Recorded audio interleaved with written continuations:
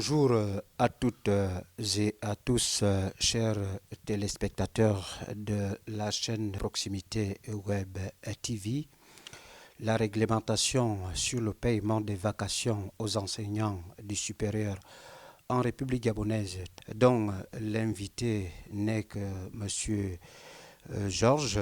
Je rappelle que M. Georges Moussavou, il est chargé de recherche CAMES en sociologie des organisations et des institutions publiques, en même temps chef des départements de recherche sur les dynamiques sociales, j'entends parler comme ça, à l'Institut de recherche en sciences humaines l'IRCH au Gabon. Alors, une fois de plus, merci d'avoir accepté notre invitation, M. Georges. Bonjour. Bonjour. Alors, la thématique est là, la réglementation sur le paiement des vacations des enseignants du supérieur. Je tiens à rappeler à ceux qui ne suivent que le thème est tiré du dernier conseil des ministres au Gabon tenu le 1er février dernier, qui a entériné ou qui a statué ou bien mis en exergue certains décrets de réforme sur le statut d'enseignants, d'enseignants-chercheurs, d'enseignants vacataires et des services y afférés. Alors, Monsieur Georges, première question, quelles sont les obligations des services qui gèrent les enseignants et les enseignants-chercheurs? Bien, merci de me faire l'invitation et de venir discuter avec vous sur l'organisation et le fonctionnement des institutions d'enseignement supérieur. La question des activités des enseignants chercheurs et des paiements de vacations, ces éléments sont adossés à deux décrets. Le décret 866 qui fixe le statut particulier des personnels enseignants de l'enseignement supérieur et le décret 540 qui fixe les rémunérations des enseignements complémentaires et des vacataires. Voilà les deux textes jusqu'à aujourd'hui qui fixent les activités des enseignants-chercheurs, y compris le paiement des vacations en cas de débordement des heures qui doivent être observées par ces personnels. Effectivement, pour ne parler, ce goulot d'étranglement qui toujours qu'on a observé avec le SNEC des universités, grandes écoles, quelles sont ces conditions de paiement ou de rémunération de ces vacations? Bien, ce qu'il faut d'abord savoir, c'est que il y a un nombre d'heures de cours hebdomadaires qui sont attribuées à chaque enseignant-chercheur selon le grade. En ce qui concerne un professeur titulaire, il a 3 heures d'enseignement obligatoire par semaine, ce qui correspond à 25 semaines, soit 6 mois de cours plus une semaine. Pour ce qui concerne le maître de conférence, il a 5 heures de cours hebdomadaires, le maître assistant 7 heures de cours hebdomadaires et l'assistant 8 heures de cours hebdomadaires, ce qui correspond à ce que je disais tout à l'heure, c'est-à-dire 25 semaines de cours, soit 6 mois et une semaine. Ça, ce sont les obligations que chaque enseignant, en fonction du grade, doit offrir à son établissement. Maintenant, s'il se trouve que l'enseignant va au-delà de ces heures, ça s'appelle heures complémentaires. Et ces heures complémentaires sont payées en termes de vacations, étant donné que les heures qu'il donne à l'établissement lui sont rémunérées sous forme de salaire mensuel qu'il perçoit chaque mois, payé par la solde par le ministère du Budget. Alors, Monsieur Georges, est-ce qu'on peut d'abord faire le distinguo de cette catégorie d'enseignants, enseignants-chercheurs? Enseignants-chercheurs, vous l'avez tout à l'heure dit, on peut faire le distinguo des catégories d'enseignants statutaires?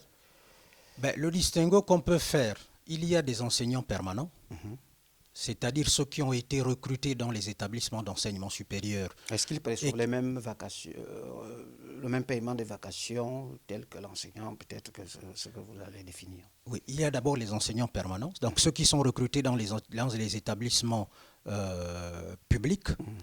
Il y a des enseignants vacataires qui viennent, qui n'appartiennent pas forcément aux établissements d'enseignement, mais qui viennent compléter ces activités parce que, du fait du déficit d'enseignants ou de spécialités, l'établissement peut avoir recours à des spécialistes qui appartiennent à d'autres structures publiques, qui peuvent être de l'administration publique, qui peuvent être des entreprises parapubliques ou privées, et qui remplissent les conditions pour venir dispenser des enseignements d'ordre universitaire.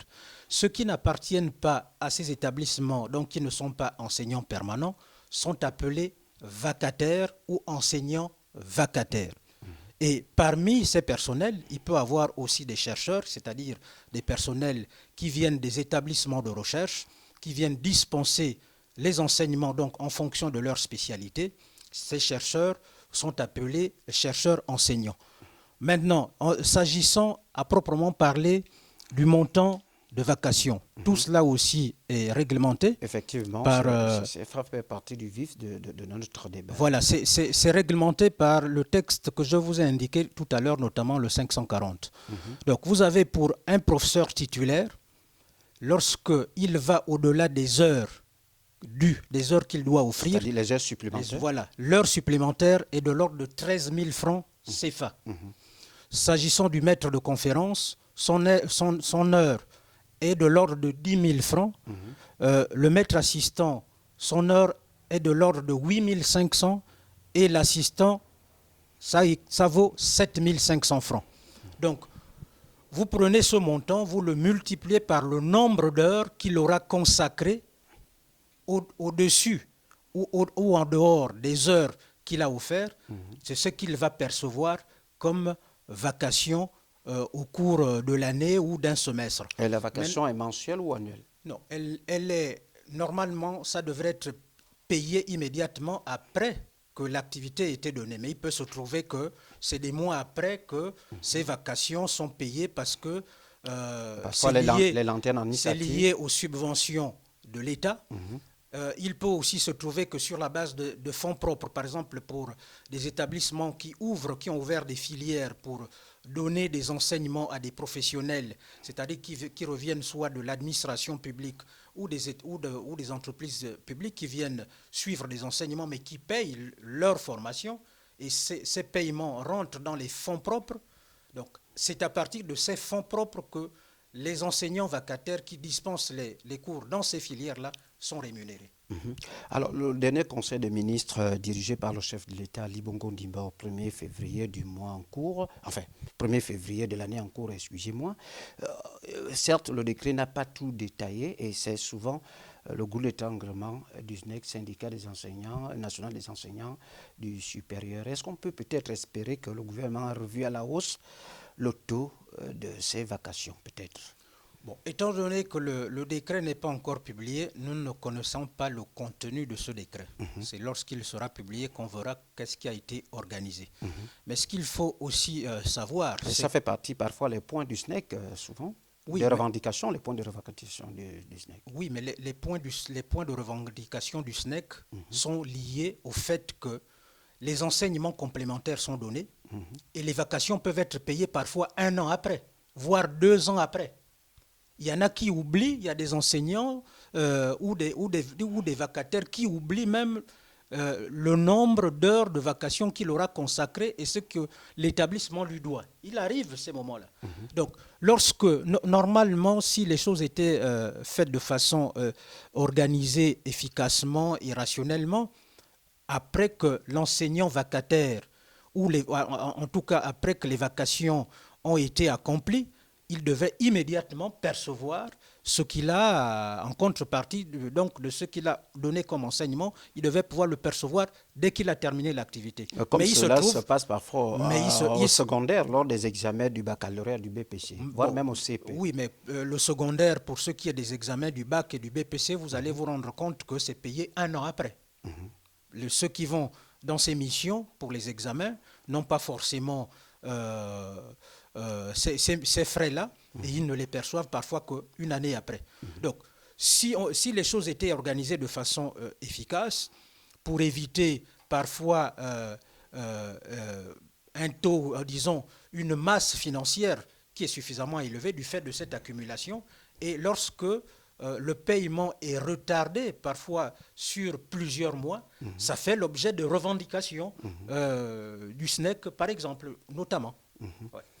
Effectivement, à partir de cet instant, est-ce que chaque statutaire perçoit au même montant, c'est-à-dire l'enseignant vacataire, l'enseignant permanent, l'enseignant-chercheur et enseignant simple, selon les catégories? Bien sûr que c'est en fonction de votre grade. Bon, mais là, je n'ai parlé que des grades des enseignants permanents, enseignants-chercheurs permanents. Maintenant, ceux qui arrivent de l'extérieur, selon qu'ils correspondent à ces statuts-là, parce qu'il faut lire le texte qui organise effectivement les paiements en fonction de spécialité, c'est le décret 241, selon que vous venez de l'extérieur, si vous êtes ingénieur ou si vous êtes autre qu'ingénieur, est-ce que vous rentrez dans la catégorie des professeurs titulaires ou des maîtres de conférences ou des maîtres assistants ou des assistants. Donc c'est selon cette classification que vous percevez le montant correspondant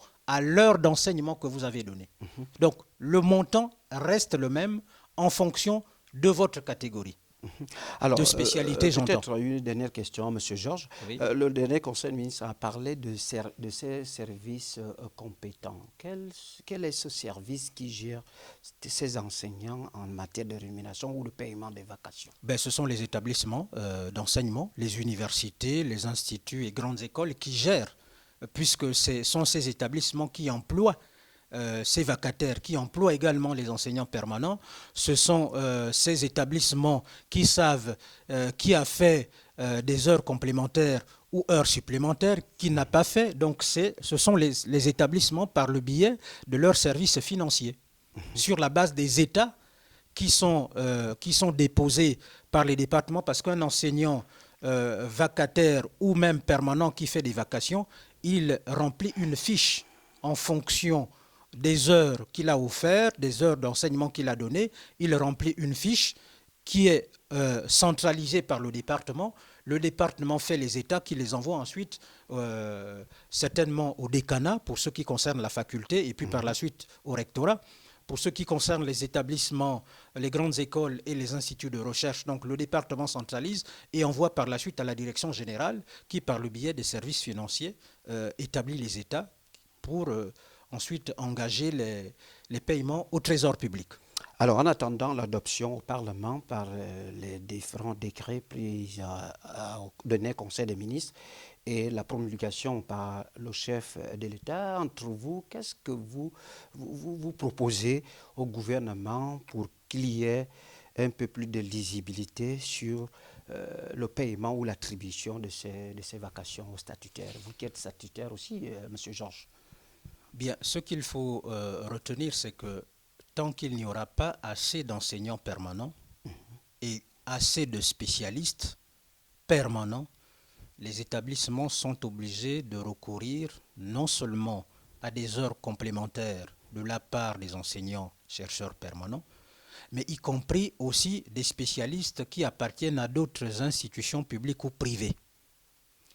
Donc le déficit quantitatif et de spécialité dans les formations des établissements d'enseignement supérieur conduit au recours à ces heures complémentaires que l'État est obligé d'assurer, de supporter, parce qu'il s'agit de la formation des jeunes Gabonais.